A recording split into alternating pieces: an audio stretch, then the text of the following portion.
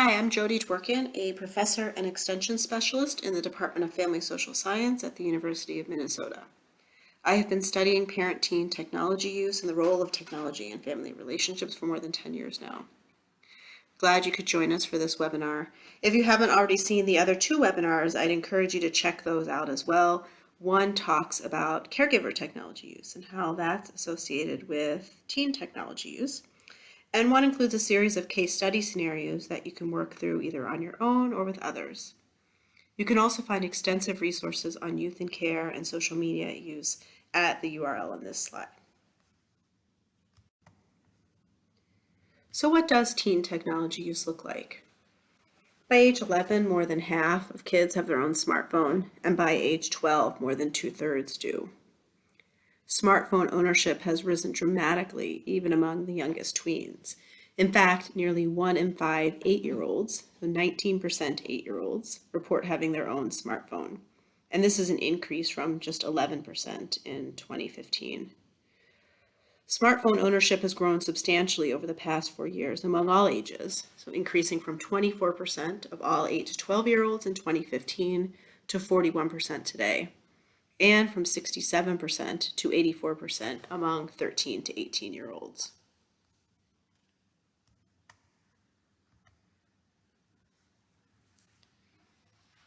So some of this data may not be surprising to you.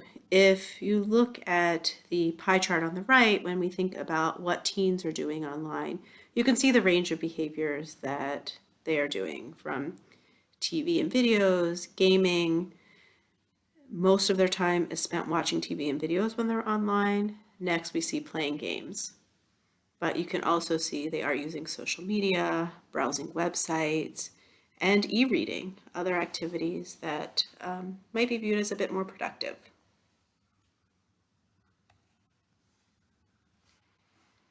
The percent of young people who say they watch online videos every day has more than doubled among both age groups, teens and tweens, going from 24% to 56% among 8 to 12-year-olds, and from 34% to 69% among 13 to 18-year-olds. And the amount of time each age group is spending watching online videos has gone from about a half hour a day to about an hour a day on average. So 25 to 56 minutes a day for tweens and 35 to 59 minutes a day among teens.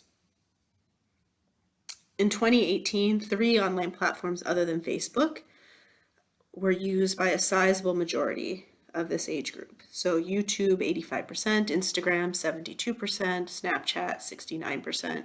Meanwhile, about 51% of teens now say they use Facebook. So what we see is rapidly changing tools, right? You'll notice that TikTok isn't even on this list of data that we have right now. Tools are coming out very quickly, and young people are very quick to adopt them.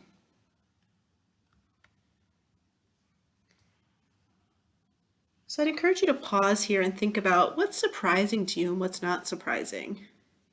If you are working through this session with a group, you can pause and spend some time discussing what surprises you, what's not surprising, what did you expect, and what didn't you expect. You can also spend some time jotting down your own ideas and some things that you might have noticed.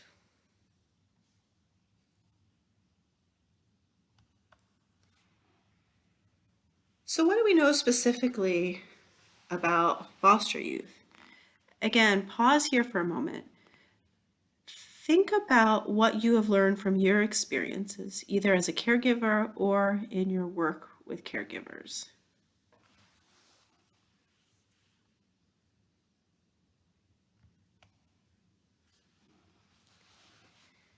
And one of the things we want to talk about in this session is that there may be risks, but there's also many benefits to social media use for youth, and some unique benefits specifically for foster youth. So when social media is used safely, the benefits can certainly outweigh the risks. So for example, in online spaces, foster youth can express themselves, they can connect with other youth to build community based on similar experiences, they can maintain sanctioned relationships with past family members, caseworkers, friends from other schools, And sustaining these relationships can help prevent foster youth from feeling isolated, from feeling alone.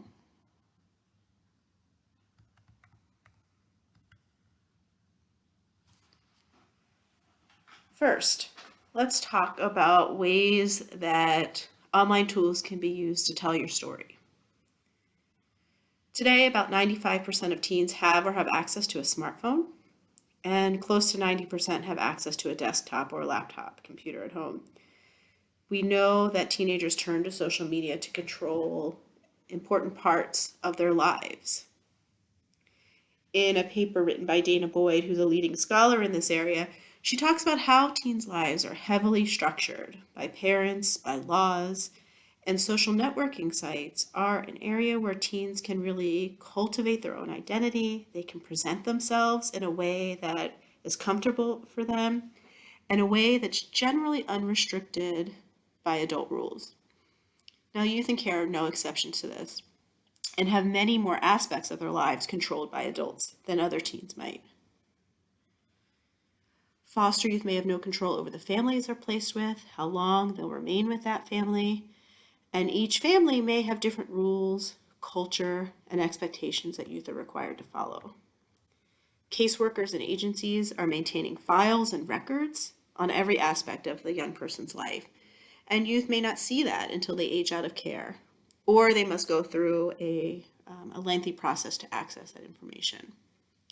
It's possible that youth are going to have several different case managers that are building these records over time. So information can be lost in this process. Youth might not be able to ask a caseworker for information about events from previous placements, for example, a trip that a family may have taken together. So it's perhaps not surprising that foster youth are turning to social media and other ways that provide expressive and creative platforms, videos, blogs, for a way to present themselves in a manner that they can control. It can provide a sense of normalcy. Social media can help foster youth fit in with their peers in these ways.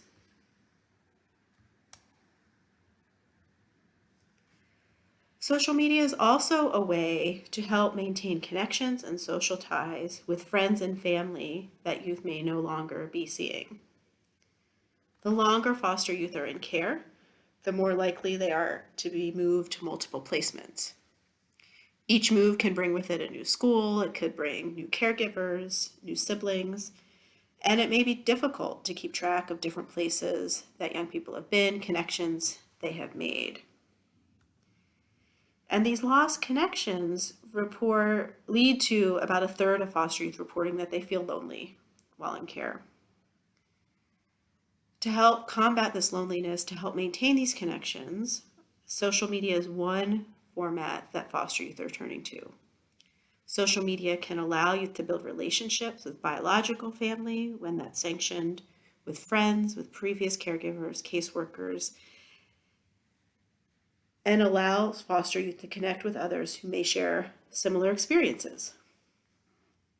This may in turn boost self-esteem and could act as a protective factor to protect foster youth from feeling a lower sense of self-esteem, feeling disconnected, feeling like they don't have the social support that they need. And this is also important to help protect them when they are online.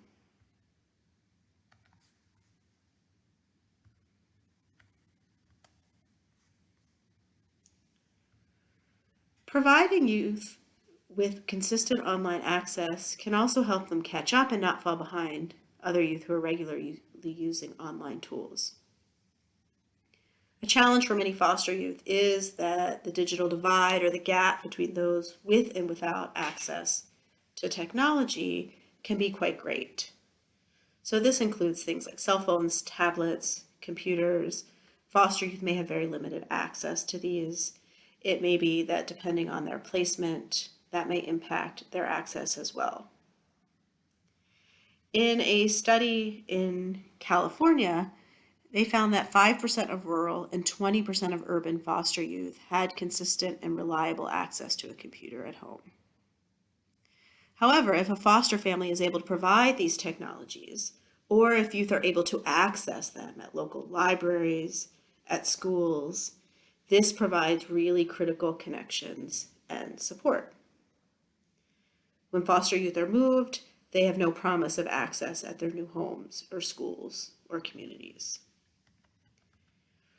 Programs that have looked at helping to combat the digital divide by providing families with computers and internet connection showed that when foster families who had the technology and computer training were using that technology, it increased their comfort with technology. It improved children's computer skills, grades, homework, increased their ability to find information on the internet, which can be really important, as well as their interest in technology-related careers. When we see low rates of foster youth graduating from a four-year college with a degree, it's extremely important that we can provide foster youth with these tools needed to transition to higher education or the workforce. And providing ways to get them consistent access can help them to not fall behind other youth.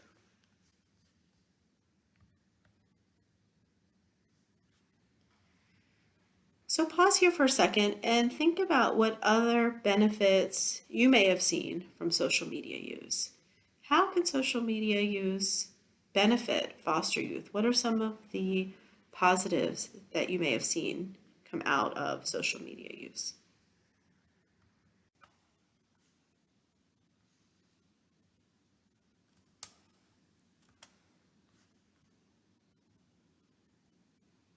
There are also risk factors for using social media use. And similar to the benefits, there are risks for all youth and some unique risk factors specifically for foster youth.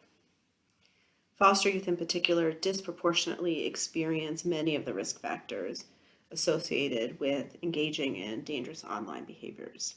Things like maltreatment, physical or sexual abuse, are things that put young people at risk for experiencing negative outcomes online, and also some of the behaviors that they experience.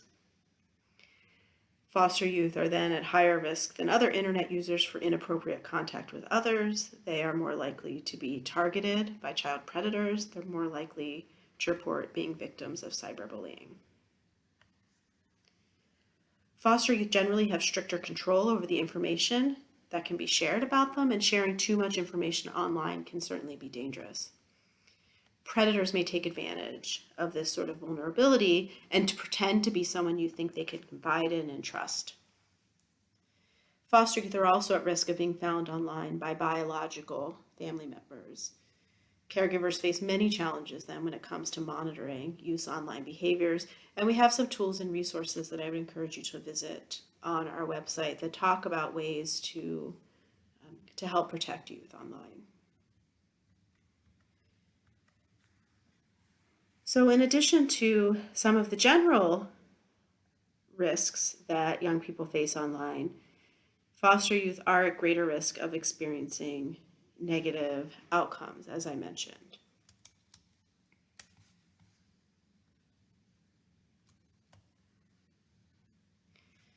Now, previous research on youth who are at high risk or youth who have experienced offline victimization suggests that we need to pay special attention to these young people when it comes to internet safety and how they're using online behaviors and online tools and social media in particular.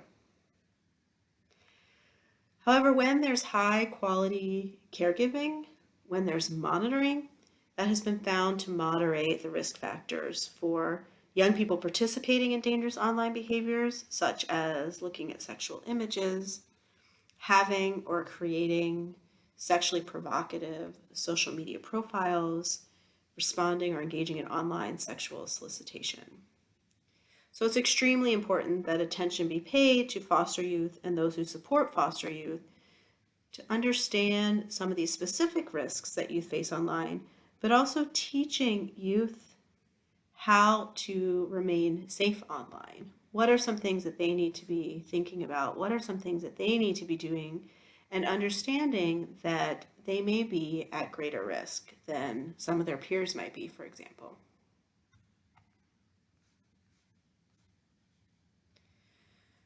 So what does that mean? We know that social media in general was not designed with foster youth in mind. So some youth have protective orders preventing their biological parents or other family members from communicating with them. Some caregivers and caseworkers then are worried that allowing foster youth on social media access to private messaging features, for example, may enable them to be found by biological families and may allow communication with family members that youth are not supposed to be in contact with. When there is unregulated contact, youth are vulnerable to the potential for re-victimization. And social media may give foster youth a false sense of reunification with their families. It may also then limit their ability to make a connection with their foster family if they're relying on a social media connection with biological family. But simply banning foster youth from using social media because of these fears is not simply the answer. It's critical that caregivers, caseworkers really work to create non-judgmental, accepting spaces for youth, understanding why youth may want this contact with family members, why youth may want to be in social media and online spaces, what that means for their creation of their own story, what that means for their interaction with peers. So we want young people to really feel comfortable approaching the adults in their life to discuss appropriate contact, to discuss inappropriate contact if it does occur. What happens if something makes them feel uncomfortable online? What happens if they're not sure how to change privacy settings or make it so that their location does not show up? Now, this certainly presents unique challenges for caregivers. It adds another level of complexity to monitoring online behavior, which is already a completely difficult and challenging task for caregivers. And many caregivers are not sure even where to begin monitoring online behavior and what they should be looking for if they were to monitor online behavior. Now, some of this has been attributed to sort of a generation gap between caregivers and youth, caregivers' lack of understanding about the media that youth are using. They may just not know as much. And some caregivers have reported that even if they were familiar with a certain type of media, that it may be impossible to control because of the many ways that young people are accessing it.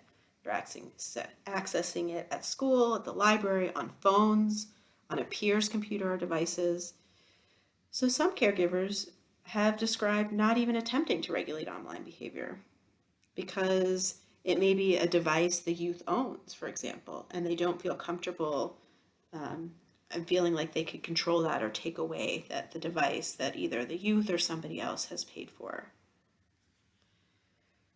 Talking with teens, creating spaces where teens can talk about their expectations, why they are using social media, what they hope to get out of it, and what caregivers' expectations are as well, can help bridge some of those barriers.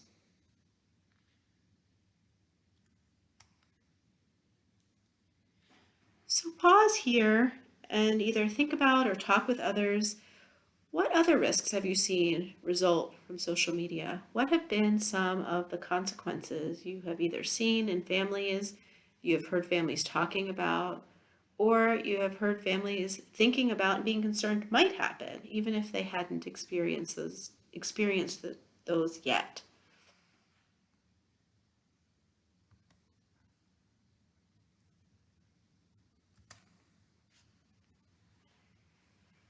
Thanks for joining us for this webinar. Check out our additional resources at the Youth and Social Media website.